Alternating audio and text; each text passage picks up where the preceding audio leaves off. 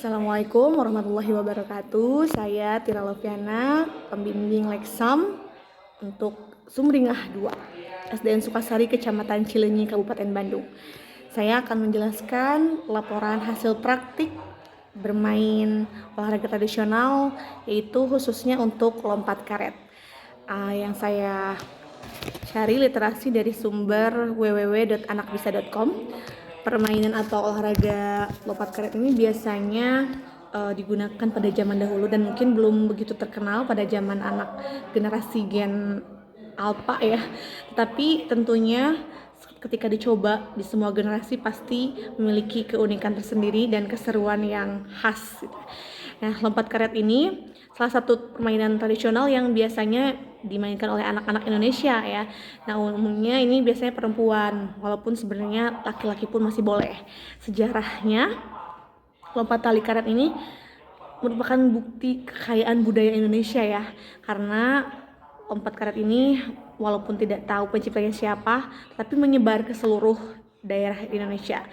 Di berbagai daerah namanya itu berbeda. Ada yang misalnya kalau di Jawa Barat ini disebut dengan sapintrong, dan sementara di daerah provinsi lainnya itu ada misalnya Kalimantan Timur disebut dengan gatah, kalau di Lampung disebut yeye, di Bengkulu disebut patinjau. Nah, di Riau dinamakan tali merdeka.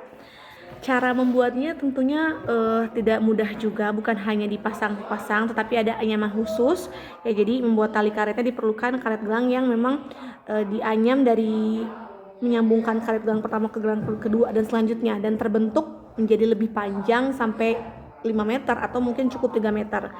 Cara bermainnya biasanya kita tentunya siapkan tali karet yang telah dianyam sebelumnya dan mengumpulkan semua pemain. Lalu untuk melakukan penentuan siapa yang menjadi petugas jaga dan bermain itu bisa melakukan dengan kompimpa.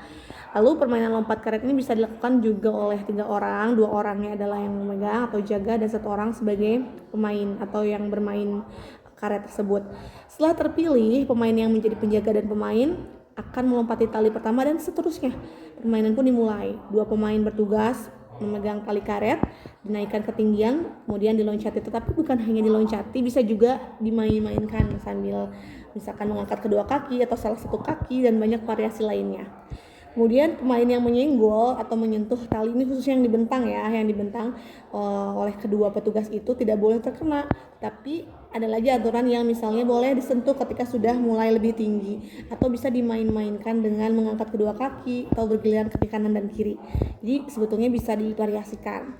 Yang jelas pemenangnya itu nanti adalah yang bisa melewati semua tantangannya dan semua tingkatannya.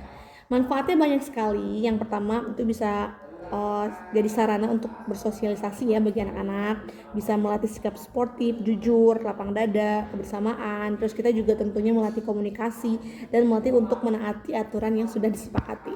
Barangkali itu saja yang bisa saya jelaskan. Terima kasih. Wassalamualaikum warahmatullahi wabarakatuh.